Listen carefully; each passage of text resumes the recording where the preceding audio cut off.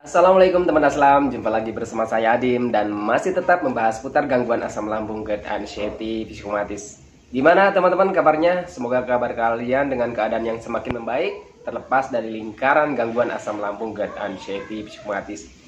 Oke teman-teman, di season kali ini seperti biasa ya, saya mau menjawab pertanyaan-pertanyaan teman-teman yang ada di kolom komentar teman-teman ya. Tetapi pertanyaannya itu banyak sekali teman-teman ya, karena videonya juga banyak, jadi pertanyaannya juga banyak teman-teman ya.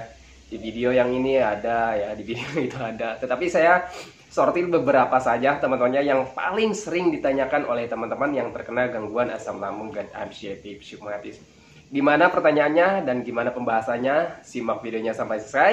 Jangan skip agar kalian mengerti, agar kalian paham. Kalau misalkan kalian mengerti dan paham, kalian akan lebih mudah menangani setiap sensasi dari gangguan asam lambung, GERD, anxiety, psikomatis. Karena gangguan asam lambung, GERD, anxiety, psikomatis ini butuh pengertian teman-teman ya, butuh pemahaman. Kalau misalkan kalian mengerti, paham, insya Allah teman-teman ya, kalian akan lebih mudah menangani setiap sensasi yang hadir dan minimal teman-teman ya, bisa mengurangi rasa cemas kalian, rasa takut kalian terhadap sensasi-sensasi yang sedang kalian rasakan saat ini gitu teman-teman ya. Karena gangguan asam itu banyak sekali teman-teman sensasinya ya teman-teman ya, dari ujung kaki sampai ujung rambut kena semua dampaknya. Tetapi tenang, jangan khawatir teman-temannya, semua itu hanya mengganggu terhadap produktivitas kalian saja, bukan gangguan yang sangat berbahaya gitu teman-temannya. Maka dari itu, kalian itu simak video-videonya agar kalian itu lebih paham, lebih mengerti gitu teman-temannya. Dan buat teman-teman juga yang baru bergabung, seandainya kalian mau bertanya tentang seputaran gangguan asam lambung, GERD, anxiety, psikomatis, alangkah lebih baiknya kalian itu simak dulu video-video saya yang terdahulu teman-teman ya.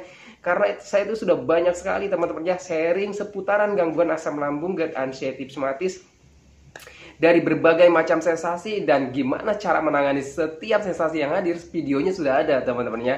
Jadi kalian itu tinggal simak saja, lalu dipahami, lalu diterapkan ke diri kalian sehari-hari gitu teman-temannya, agar lebih lebih cepat gitu membaiknya teman-temannya, insya Allah ya teman-temannya. Oke, kembali lagi ke pembahasannya teman-temannya. Di sini saya sudah screenshotkan beberapa pertanyaan teman-teman ya. Mudah-mudahan saja waktunya cukup ya, nggak keburu maghrib, soalnya ini baru pulang kerja teman-temannya. Oke, pertanyaan yang pertama, Bang Hadim, kenapa saya sering mimpi buruk? Ya, sebenarnya untuk gangguan asam lambung teman-temannya sebenarnya nggak ada hubungannya ya dengan yang namanya sering mimpi buruk. Tetapi sering mimpi buruk itu ada hubungannya dengan pola pikir kita teman-temannya. Karena orang yang terkena gangguan asam lambung, GERD, anxiety, psikomatis itu harus dipahami teman-temannya. Kita itu terkena dua gangguan ya. Ingat ya, kita itu terkena dua gangguan. Yang pertama dari asam lambungnya ya. Sebutlah asam lambung itu dari medisnya gitu teman-teman. Asam lambung, GERD itu dari medisnya, ataupun sejenis tukak lambung ataupun dipepsia gitu teman-teman, itu dari medisnya. Nah, sedangkan untuk kecemasan berlebih ataupun anxiety-nya teman-teman, itu dari psikis. Psikis itu menyangkut ke perasaan dan mental gitu teman-teman. Nah, kenapa kita itu bisa sering mimpi buruk? Karena kitanya itu mental kitanya terganggu teman-temannya. Jadi mental itu bukan mental kita gila teman-temannya. Jadi mental kita itu menjadi down ya. Jadi mental tempe gitu teman-temannya. Kita itu ada kecemasan, ada trauma ya, ada trauma, ada ketakutan, sehingga menjadi kecemasan yang berlebihan bagi orang-orang yang terkena gangguan asam lambung, GERD, anxiety, sepengalaman saya pribadi gitu teman-temannya.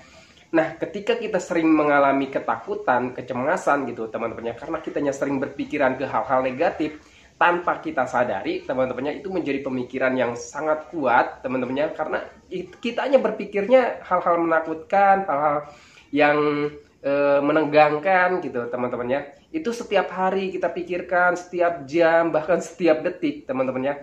Nah, ketika kita di siang harinya selalu berpikir ke hal-hal negatif, hal-hal yang menakutkan, yang menegangkan tentang penderitaan gitu teman-temannya, tentang penyakit yang berbahaya. Nah, kita pikirkan terus, alhasil ya teman-temannya, di malam harinya tidur kita itu menjadi tidak maksimal gitu teman-temannya.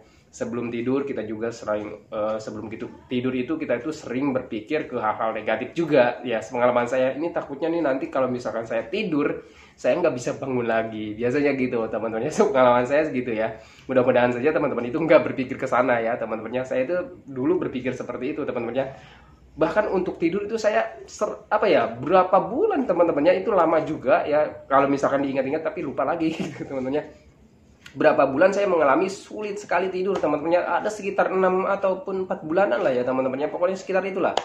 Nah jadi itu mengalami sulit tidur itu karena pikiran kitanya nggak rileks teman-temannya. Kita itu selalu berpikir ke hal-hal yang negatif, selalu merasa rasakan sensasi gitu teman-temannya. Ketika kita merasa rasakan sensasi, terus kita berpikirnya ke hal-hal yang menegangkan gitu teman-teman, hal-hal yang menakutkan, takutnya penyakit yang berbahaya, takutnya ini penyakit ini, takutnya saya nggak bisa sembuh lagi teman-teman ya. Nah tanpa disadari itu kan menjadi stres tersendiri teman-teman ya, sehingga menjadi ketakutan juga gitu teman-teman ya. Jadi yang namanya stres itu dari ketakutan gitu teman-teman ya. Nah itu bisa menjadi juga kita itu menjadi sulit tidur, dan ketika kita tidur juga teman-teman ya, ketika kita tidur juga itu biasanya mimpinya itu mimpi hal yang aneh-aneh teman-teman ya. Saya ini pengalaman saya teman-teman ya, itu saya mimpinya ketemu dengan orang-orang yang sudah meninggal, ketemunya dengan tanda-tanda ataupun mitos gitu teman-teman. Misalkan giginya copot gitu teman-teman ya, gigi depan copot, gigi rahang copot ya teman-teman. Saya pernah mimpi di mimpi seperti itu. Terus mimpi dipatuk ular, terus mimpi yang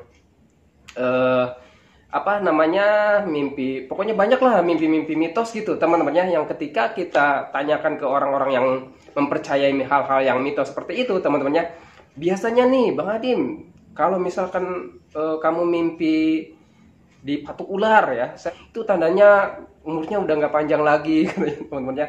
Terus misalkan kalau mimpi giginya copot, itu juga tanda-tanda umurnya nggak panjang lagi gitu teman-teman ya. Nah itu sebenarnya mimpi-mimpi tanda-tanda mitos gitu teman-teman ya. Saya mengalami mimpi-mimpi hal seperti itu, berhubung saya dulu mempercayainya teman-teman ya karena yang namanya mitos itu pasti ya teman-temannya, mitos-mitos di kalangan masyarakat itu biasanya seperti itu, lingkungan itu seperti itu teman-teman ya. Jadi orang-orang zaman dulu biasanya seperti itu teman-teman ya. Karena kitanya ada di lingkungan itu teman-teman ya, jadi kitanya percaya gitu teman-teman, dan ditambahnya juga mental kita itu sedang down gitu teman-teman, sedang mentalnya sedang jadi mental tempe gitu teman-teman ya. Apapun selalu ditakutkan dan dicemaskan dan dipikirkan dengan berlebihan gitu teman-teman ya. Alhasil kalau misalkan kita mimpi-mimpi seperti itu teman-teman ya, mimpi, nah ini ada juga, saya pernah juga mimpi-mimpi orang yang sudah meninggal teman-teman ya. Ketika saya tanya gitu teman-temannya ke teman-teman ataupun ke keluarga lah gitu teman-temannya, kalau misalkan kita mimpi ketemu dengan orang yang sudah meninggal itu katanya kan umur kita nggak panjang lagi, itu tandanya kita udah mau dijemput gitu ya teman-temannya. Hal-hal mitos seperti itu sangat sangat dipercayai ketika orang-orang yang terkena gangguan asam lambung GERD anxiety psikosomatis itu sangat mempercayai hal-hal seperti itu teman-temannya, karena mungkin dari lingkungan juga teman-temannya, biasanya seperti itu, pengalaman saya seperti itu teman-temannya.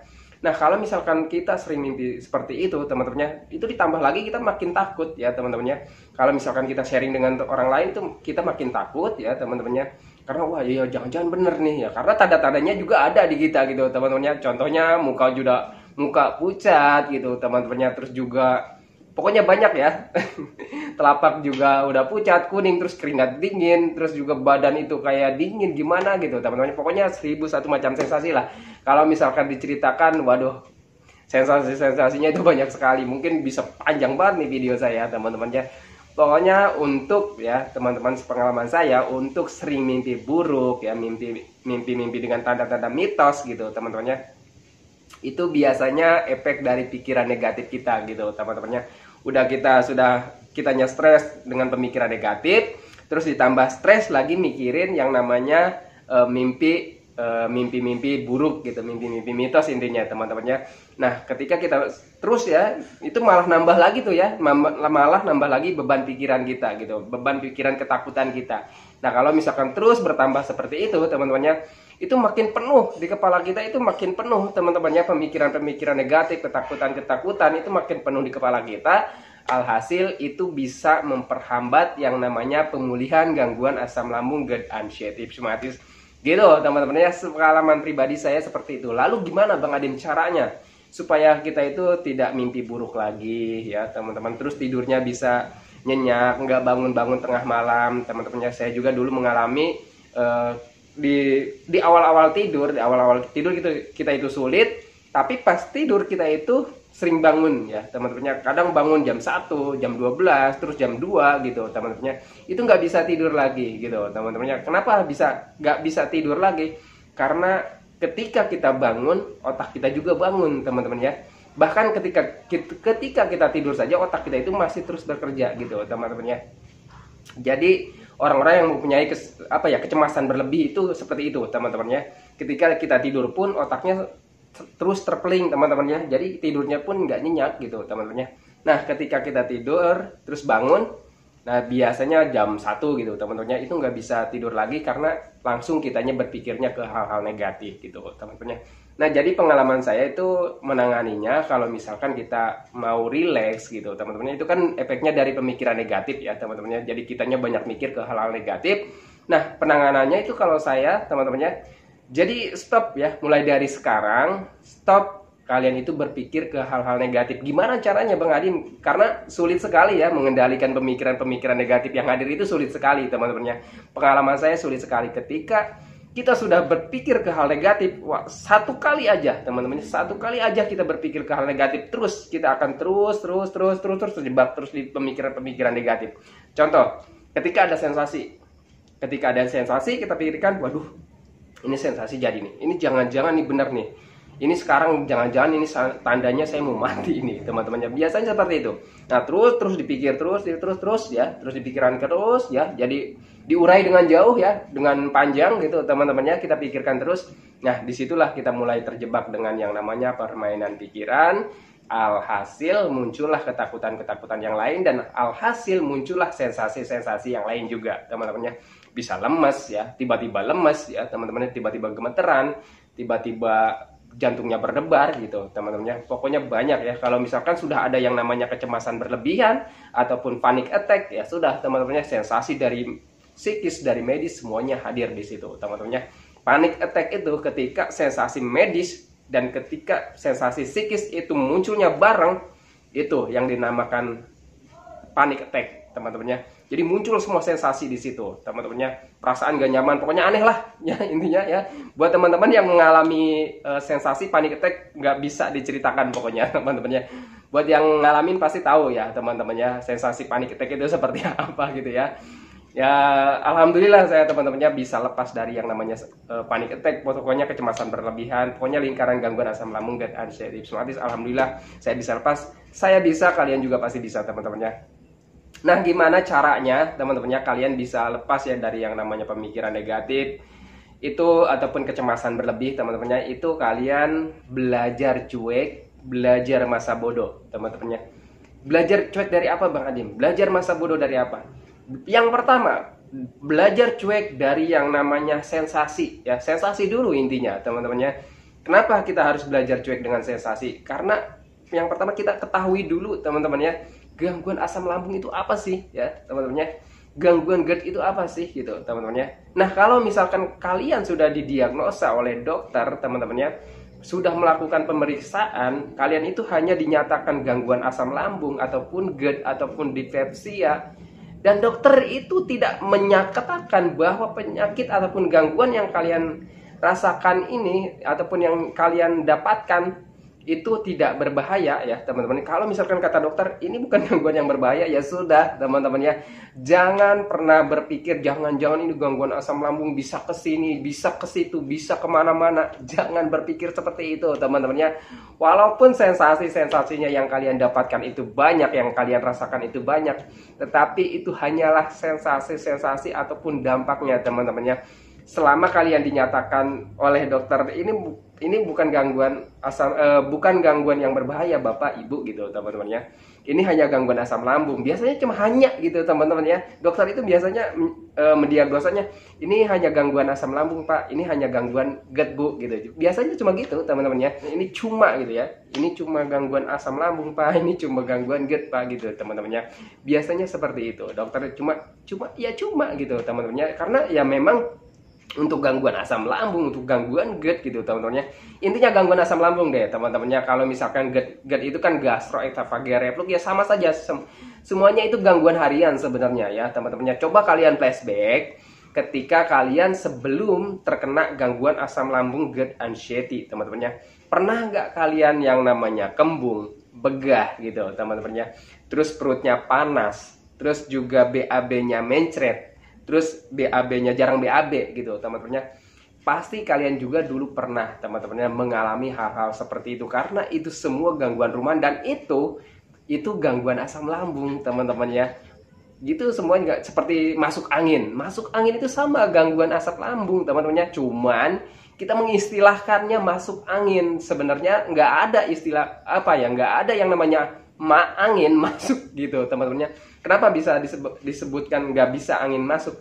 Ya karena seluruh tubuh kita itu ini teman-temannya, gimana sih masuknya angin ke pori-pori kulit, gimana caranya gitu teman-temannya. Sedangkan angin itu harus menembus kulit, harus menembus lapisan daging, harus menembus lapisan lemak, harus menembus lapisan banyak gitu teman-teman. Apalagi ke perut, itu perut ada rongganya, terus dia ada lapisan usus, ada lapisan lambung. Gimana caranya angin masuk ke situ teman-temannya? Karena masuk angin cuma istilah teman-temannya. Sebenarnya gangguan asam lambung ketika kita dikatakan masuk angin, itu sebenarnya asam lambungnya sedang tidak normal ataupun mengalami gangguan gitu teman-temannya. Karena gangguan asam lambung itu gangguan harian kita teman-temannya, gangguan harian manusia. Ketika makan pedas ya, ketika makan yang banyak gasnya, ketika makan yang susah dicerna, itu asam lambung sudah otomatis teman-temannya, otomatis sudah otomatisnya bekerja. Ketika ada makanan yang susah dicerna misalkan, itu asam lambung akan bertambah teman-temannya.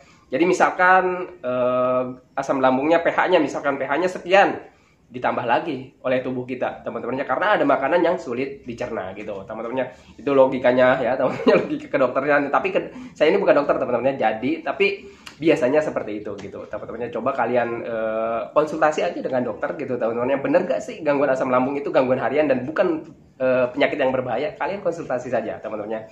Nah jadi jangan terlalu dikhawatirkan untuk gangguan asam lambung gitu teman-temannya. Gangguan asam lambung itu gangguan harian, gangguan rumahan. Coba kalian flashback aja. Dan kenapa sekarang rasanya menjadi seperti yang berbahaya teman-temannya? Kalian itu terkena psikisnya juga, terkena mentalnya juga teman-temannya. Jadi perasaan kalian itu menjadi sensitif teman-temannya. Kenapa bisa seperti itu? Karena biasanya pengalaman saya itu ada trauma di awal-awal terkena gangguan asam lambung GERD anxiety psoriasis, ataupun ada trauma-trauma yang lain teman-temannya. Biasanya seperti itu ya. Kalau misalkan ada trauma, ketika ada trauma kita itu selalu apa ya, selalu merasa ketakutan. Dan ketika ada ketakutan, tubuh kita itu sensitivitasnya menjadi meningkat teman-teman ya. Sensitif tubuh kita itu menjadi meningkat. Jadi hal sekecil apapun itu selalu kita waspadai teman-teman ya. Contoh aja teman-temannya, sekarang kalian sedang terkena gangguan asam, terus ada flu ya. Pasti ada sensasinya ya ketika ada flu ya teman-teman. Pasti ada yang namanya sakit kepala, ada meriang, ada demam. Nah pasti pikiran kalian itu selalu ngaco kemana-mana. Ini jangan-jangan nih begini nih, jangan-jangan nih kambuh lagi ataupun gimana gitu teman-teman. Jangan-jangan ini penyakit yang berbahaya. Biasanya seperti itu teman-temannya. Sepengalaman pribadi saya seperti itu teman-temannya.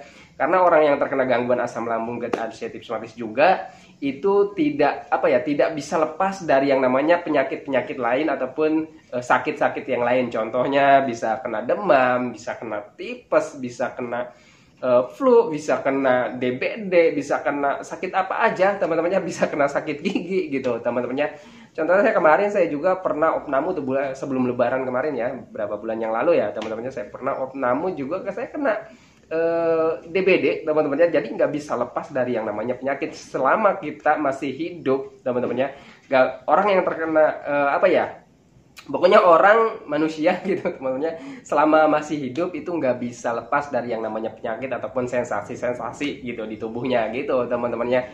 Kenapa kalian itu sekarang itu merasa gangguan yang kalian rasakan itu sensasinya luar biasa ya? Karena itu tadi, mental kalian ataupun perasaan kalian itu sedang sensitif karena kalian ada trauma teman-temannya. Jadi yang namanya trauma itu tubuh kita itu makin sensitif. Jadi segala hal sekecil apapun itu selalu dipikirkan dengan jauh, diurai dengan jauh gitu teman-temannya. Nah jadi kalau misalkan kalian ingin lepas dari yang namanya sensasi ataupun gangguan kecemasan ataupun anxiety disordernya teman-teman ya, yang pertama kalian percaya dengan diagnosa dokter ya. Kalau misalkan sudah dinyatakan sudah tidak apa-apa ya teman-temannya, hanya gangguan asam lambung ataupun GERD gitu teman-temannya, teman-temannya kalian harus percaya dengan diagnosa dokter.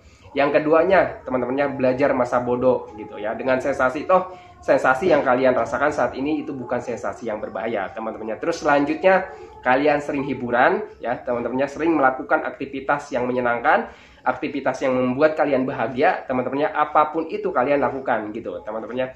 Yang penting, catatan teman-temannya, 3P-nya jangan ditinggalkan ya. Jadi jaga pola makannya, jaga pola hidupnya, teman-temannya, jaga juga pola pikirnya. Jadi jaga pola pikir itu dengan kitanya belajar cuek dan masa bodoh aja, teman-temannya.